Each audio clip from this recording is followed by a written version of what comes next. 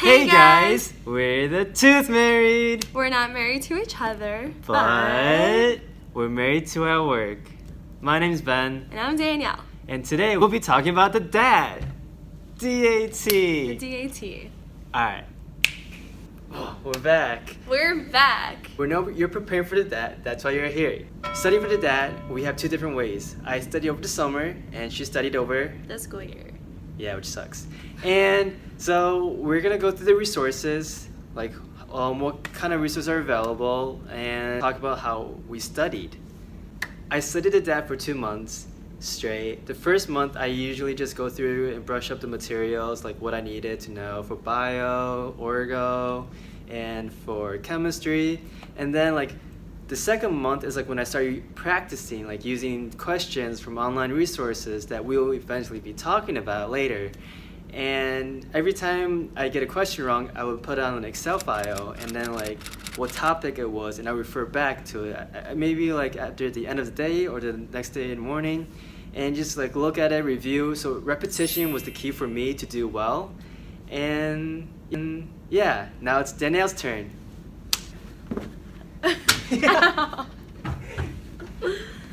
So I did a little bit differently. Since I was still in college when I was studying, I started reviewing my information, I would say maybe around my fall semester, just, getting an idea about like what is a DAT, doing some research, reviewing some of my classes, just a rough overview.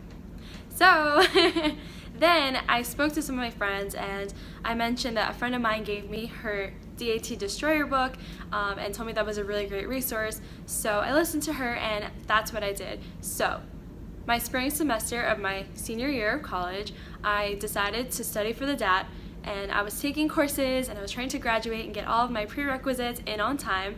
And at the same time, I made a schedule, a very strict schedule, which I adhere to. Every night, 40 questions, and to review those 40 questions to understand why I got something wrong or right. And that was enough for me for a given day, and every day I would rotate. On to the resources. Like there are 4 or 5 different like brands out there that are actually helpful in like studying for the DAT. There's DAT Bootcamp. There's the Kaplan books as well. And then there's also the Crack the DAT. There's also the 88 website. Sorry. And then there's the DAT Destroyer. I don't know why I did that. And I just destroyed this backboard here. Oh, I slept my whole heart. I don't know what to say. How many times am I going to do that today? Okay, so first resource, to Crack the DAT. So I used Crack the DAT because I used it for critical reading, and there are packages available. It was hard, challenging, I love it. And then I personally didn't use this resource, but I know people do, and it's definitely helpful. Yeah.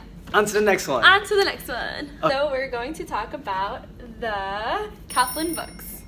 Yeah. So the Kaplan books are really great, in my opinion, for starting out studying for the DAT. So they have a lot of great overview sections and even questions that you can answer if you want to just brush up, kind of like what I did my fall semester. Just get familiar with the material before you're going to take questions on it and review it.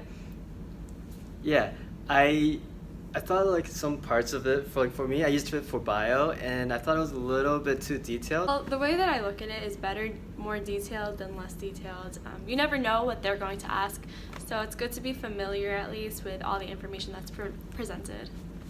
Yeah. Okay, next one. We're gonna be talking about, I don't know. Where'd you go? Oh, we're gonna be talking about bootcamp. Okay, so for bootcamp, I used it a lot. There are a lot of practice exams. I believe it's up to 15 now. And when I used it, it had 10. So, and the practice exams are in my opinion, were really a lot like the ones on the real thing. Wow, that's a lot of bluffers there. Basically what I'm trying to say is, it's very similar to the real exam. So take it with whatever I said with a grain of salt. I don't know why I'm saying this. Shut up. But yeah, bootcamp, there are a lot of exams to it. It has detailed explanations of why you got wrong if you do take the practice exams. And yeah, it has time-based. It's electronic exam, so it's very similar to the real ones, experienced-wise, yes. they're all online. Yeah, that's definitely a key point. You want to practice these tests online. Don't print them out because you want to make sure you replicate that DAT setting as much as possible. So I also use Bootcamp, and that was actually one of my favorite resources besides the Destroyer, which I use as well.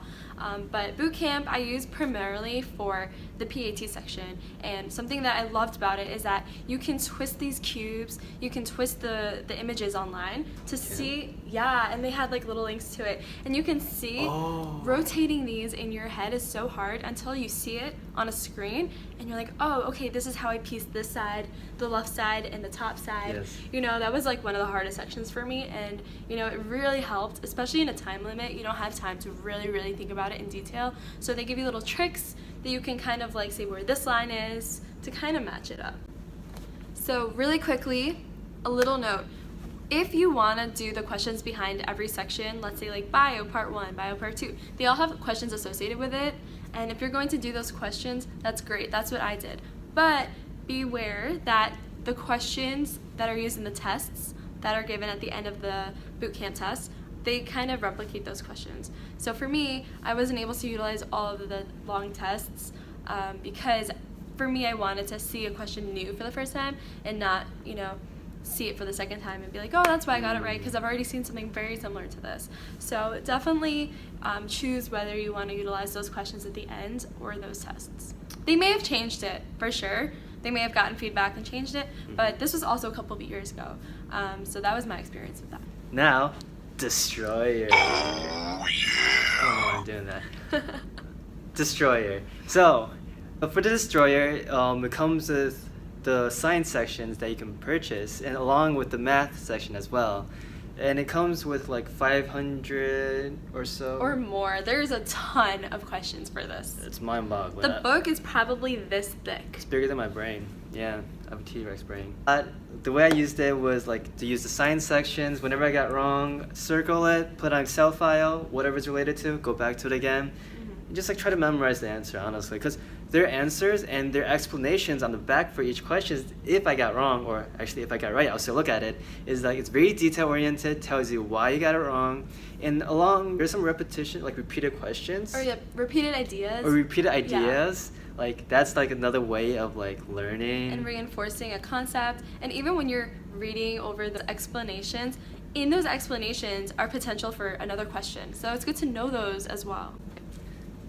That's all, folks. Make sure to like our video and subscribe. Yeah. Oh yeah, if you're new, make sure to leave like any questions related to dental school or like dental in general. Just leave it down below, and see you guys next week. Bye.